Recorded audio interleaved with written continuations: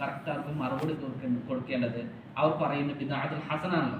ബിദഅത്തുൽ ഹസന ഇസ്ലാമിലില്ല. ബിദഅത്തുൽ ഹസന ശരിക്കില്ല, ഇസ്ലാമിലില്ല. അപ്പോൾ ബിദഅത്തുൽ ഹസന പറഞ്ഞാൽ നമുക്ക് ബിദഅത്തുൽ ഹസൻ ചെയ്യാൻ പറ്റുമോ? നല്ലതല്ലേ എന്ന് വിചാരിച്ചിട്ട് മതത്തിൽ പലത് കൊണ്ടുവരേണ്ടി വരും. ജുമ നമസ്കാരം എത്ര നമസ്കാരമുള്ളത്? 2 രക്കത്താണ്. 4 രക്കത്ത് നമസ്കരിച്ചാൽ നല്ലതല്ലേ? ദുഹർ 4 രക്കത്താണ് നമസ്കരിക്കുന്നത്. അപ്പൊ എന്താണ് ശരിക്കും എന്താണ് നല്ലതല്ലേ എന്ന് വിചാരിച്ചിട്ട് നമുക്ക് കൂടാൻ പറ്റുമോ? കൂടാൻ പറ്റൂല. ഈ 2 രക്കത്ത് തന്നെയാണ്. അള്ളാഹുവിനും പ്രവാചകൻ സ്വല്ലല്ലാഹു അലൈഹി വസല്ലം വിധിച്ചിട്ടുള്ള 2 രക്കത്ത് തന്നെ. അതുകൊണ്ട് 2ൽ കൂടാൻ പറ്റൂല. എന്തുകൊണ്ട്? അത് ഇസ്ലാം കൊണ്ടുവന്നിട്ടില്ല. അതുകൊണ്ട് ഇസ്ലാം കൊണ്ട് പ്രവാചകൻ കാണിച്ചത് കൊണ്ട്, അതുകൊണ്ടല്ലേ. എന്നാൽ ചില ആളുകൾ പറയുന്നത്, പിന്നെ അവർ വീണ്ടും നമ്മളോട് പറയുന്നത് എന്താ, ഈ ആധുനികമായിട്ടുള്ള മൈക്ക് നമ്മൾ ഉപയോഗിക്കുന്നുണ്ടല്ലോ, പല കാര്യങ്ങൾ നമ്മൾ ഉപയോഗിക്കുന്നുണ്ടല്ലോ, പിന്നെ അത് വിധത്തിൽ പെടൂലേ, പുതുതായി കൊണ്ടുവന്നിട്ടില്ല എന്നല്ലേ എന്ന് ചോദിക്കുന്നത്. ആ സമയത്ത് നമ്മൾ എന്ത് പറയും? അത് ഇബാദത്തിൽ പെടില്ല. അത് ആധുനികമായിട്ടുള്ള ആ സൗകര്യങ്ങളാണ് കൊണ്ടുവന്നിട്ടുള്ളത്. അതുകൊണ്ട് നമ്മൾ എന്തല്ല ശരിക്കുള്ള ഈ ഇസ്ലാമിന്റെ നിയമങ്ങളിൽ പെട്ടതല്ല. ഇപ്പോ ഈ ഹറാമാക്കിയത് കാര്യങ്ങളും ഭക്ഷണത്തിന്റെ അല്ലാഹു തആല പ്രവാചകൻ സ്വല്ലല്ലാഹു അലൈഹി വസല്ലം ഹറാമാക്കിയിട്ടുണ്ട്. നിങ്ങൾ എങ്ങനത്തെ കാര്യങ്ങൾ എന്ത് ചെയ്യരുത്? ഭക്ഷിക്കരുതേ എന്ന് പറഞ്ഞിട്ടുള്ളത് അല്ലേ? അല്ലാഹു തആല എന്താണ് വിശുദ്ധ ഖുർആനിലും ഹദീസിലും എന്ത് ചെയ്തിട്ടുള്ളത്? ഈ ഹറാമാക്കിയിട്ടുണ്ട്. ആ ഹറാമാക്കിയിട്ടുണ്ട്. ഇനി ബാക്കിയുള്ളതെല്ലാം എന്താണ് ഹലാലാണ്. നിങ്ങൾക്ക് ബാക്കിയുള്ളതെല്ലാം ഹലാലാണ്. അപ്പൊ ശരിക്കും നമ്മൾ എന്താ പറയാ, ഇപ്പൊ ബിരിയാണിക്ക് പണ്ടത്തെ ഉണ്ടായിരുന്നു? പ്രവാചക കാലത്ത് ബിരിയാണി ഉണ്ടോ? ഇല്ല. നമ്മളിപ്പോ കഴിക്കുന്ന ബ്രോസ്റ്റും അതുപോലെ തന്നെ ഇതൊക്കെ പ്രവാചക കാലഘട്ടത്തിൽ ഉണ്ടായിരുന്നോ? ഇല്ല. ഇതൊക്കെ ഹലാലാക്കിയതാ. എങ്ങനെ ഹലാലാക്കിയത്? ഹറാം ആദ്യം അല്ലാഹു തആല ആ പ്രവാചകൻ സ്വല്ലല്ലാഹു അലൈഹി വസല്ലം നമുക്ക് മനസ്സിലാക്കി തന്നിട്ടുണ്ട്, പഠിപ്പിച്ചു തന്നിട്ടുണ്ട്. പിന്നീട് എന്താണ് ഈ ബാക്കിയുള്ളതെല്ലാം വരുന്ന ഇനി പിൻകാലത്തുള്ള എല്ലാ കാര്യങ്ങളും അത് ഹലാലാണ്. നമുക്ക് ഒരു ഐറ്റംസ് അതിൽ പെടാതെ കാര്യങ്ങൾ വന്നിട്ടുണ്ടെങ്കിൽ നമുക്ക് ഹലാലാണ്. അതുകൊണ്ട് ബിരിയാണി നമുക്ക് ഹലാലാക്കി തിന്നാം. മജ്ബൂസൊക്കെ പണ്ടത് ഇല്ല, ഇപ്പൊ വന്നിട്ടുള്ളത്.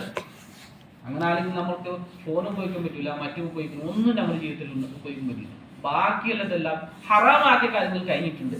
അതുപോലെ ഹലാലാക്കിയ കാര്യങ്ങൾ അള്ളാഹുവിന്റെ പ്രവാചകനും പൂർണ്ണമാക്കി തന്നെ തന്നിട്ടുണ്ട്. അതുകൊണ്ട് നമ്മുടെ ഭാഗമായിട്ട് നമുക്ക് ബിദഅത്തിനായിട്ട് പ്രവാചകൻ പറയാത്ത ബിദഅത്തുൽ ഹസനായിട്ട് നമ്മൾ എന്ത് ചെയ്യാൻ പാടില്ല? അത് ഉപയോഗിക്കാൻ പാടില്ല. ശേഷമുള്ള ദിക്ർ നോക്കിയാൽ മതി അല്ലേ? 33. അതെ, പ്രവാചകൻ സ്വല്ലല്ലാഹു അലൈഹി വസല്ലം പഠിപ്പിക്കുക. അത് നമസ്കാരത്തിന് ശേഷമുള്ള എന്താണ് ഈ പ്രാർത്ഥിക്കുന്ന അല്ലേ? നമുക്ക് കാണുക പ്രാർത്ഥിക്കുന്ന സംഭവമുണ്ട്. അപ്പൊ അതിന്റെ ശരിക്കും കൃത്യമായ ദലീൽ, അതിന്റെ പ്രമാണം ഇല്ലെങ്കിൽ നമ്മൾ ചെയ്യാൻ പാടില്ല. നല്ലതല്ലേ എന്ന് വിചാരിച്ചിട്ട് നമ്മൾ ചെയ്യും അല്ലെ? നമസ്കാരം കേട്ട് തന്നെ പ്രാർത്ഥിക്കുന്ന സംഭവം ഉണ്ടല്ലോ. നമ്മുടെ നാട്ടിൽ തന്നെ പല പള്ളികളിൽ നടക്കുന്ന സംഭവം കൂട്ടപ്രാർത്ഥന. ആ കൂട്ടപ്രാർത്ഥനയുടെ തെളിവ് അവർക്ക് കൃത്യമായി പറഞ്ഞല്ലോ നമ്മളൊക്കെ ചെയ്യും. അതിന്റെ ശരിക്കുള്ള ഇസ്ലാമിൽ എന്തൊരു നന്മ ഉണ്ടെങ്കിൽ അതിന് തെളിവാണ്. പക്ഷെ അത് ഇതിൽ ഷാഫി മദ്ഹബിലില്ല. അതായത് ഫത്വൽ മുഅല്ലിൽ പിന്നെ വ്യക്തമായിട്ട് ദിക്ർ ദുആ എന്നുള്ള അദ്ദേഹത്തിന് ശരിക്കും കൊടുക്കുന്നുണ്ട്. അത് തന്നെ ഇല്ല, അത് കൃത്യമായി അവർക്കില്ല. അത് നല്ലതല്ലേ, എല്ലാവർക്കും ഒരു പ്രാർത്ഥന ചെയ്തുകൂടെ? എന്തായാലും പ്രാർത്ഥിക്കുന്നില്ല. എന്നാൽ നമ്മൾ ഒരുമിച്ച് ഒരു പ്രാർത്ഥന ചെയ്തുകൂടെ? നല്ലതല്ലേ എന്ന് വിചാരിച്ചിട്ട് ചെയ്യുന്നു. ഇസ്ലാമിൽ അങ്ങനെയല്ല. നല്ലതല്ലേ എന്ന് പറഞ്ഞിട്ട് നമുക്കൊന്നും ചെയ്യാൻ പറ്റില്ല. നല്ലതല്ലേ സുബഹ് മുമ്പത്തെ 2 രക്കാത്ത് സുന്നത്താണ്. നല്ലതല്ലേ 4 രക്കാത്തൊക്കെ പറ്റുമോ? പറ്റൂല. അത് പ്രവാചകൻ അള്ളാഹു വിധിച്ച നിയമിച്ച അതുപോലെ തന്നെ നമുക്ക് ചെയ്യാൻ പറ്റില്ല. അല്ലാതെ നമ്മുടെ ഭാഗത്തിൽ നല്ലതല്ലേ എന്ന് വിചാരിച്ചിട്ട് നമുക്ക് ഒരു കാര്യം, ഒരു ഇബാദത്ത് പോലും ചെയ്യാൻ അവകാശമില്ല. അങ്ങനെ നമുക്ക് നിയമമില്ല ഇസ്ലാമിൽ. അതുകൊണ്ട് നമ്മൾ എന്ത് ചെയ്യണം? നമ്മളൊക്കെ ഈ അല്ലാഹുവിനെ ഭയപ്പെട്ടുകൊണ്ട് എല്ലാ കാര്യങ്ങളും പ്രവാചകൻ കൽപ്പിച്ച എല്ലാ കാര്യങ്ങളും നമ്മൾ സ്വീകരിക്കുകയും പ്രവാചകൻ സല്ലല്ലാഹു അലൈഹി വസല്ലം വിരോധിച്ച എല്ലാ കാര്യങ്ങളും നമ്മൾ വിരോധിക്കുകയും നമ്മൾ അള്ളാഹുവിനെ പേടിച്ചുകൊണ്ട് ജീവിക്കുക. അള്ളാഹുവിന്റെ അള്ളാഹുവിന്റെ കഠിനമായ ശിക്ഷ നടപടി എടുക്കുന്ന ആളാണ്.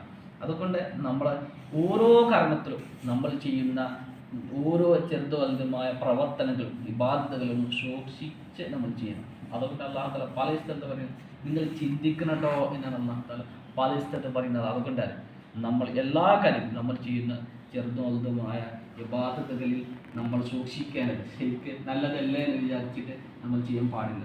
അത് പ്രവാചകനോ അള്ളാഹ് അത് കൽപ്പിച്ചിട്ടുണ്ടോ എന്ന് വ്യക്തമാക്കി നമ്മൾ മനസ്സിലാക്കണം. അതനുസരിച്ച് നമ്മൾ ജീവിക്കണം. അങ്ങനെ നമ്മൾ അള്ളാഹുവിൻ്റെ പ്രവാചകന്റെ നിയമങ്ങൾ അനുസരിച്ചിട്ട് നമ്മൾ ജീവിക്കാൻ, പ്രവാചകൻ അള്ളാഹു വിരോധിച്ച എല്ലാ കാര്യങ്ങളും നമ്മൾ വിരോധിക്കുന്ന യഥാർത്ഥ സ്വാലിഹായിട്ടുള്ള ആളുകൾ ഈ ദുനിയയിൽ ജീവിച്ചതുപോലെ നമ്മൾ ഈ ദുനിയയിൽ ജീവിക്കാൻ അള്ളാഹു നമ്മെ തൗഫീഖ് പ്രദാനം ചെയ്യട്ടെ.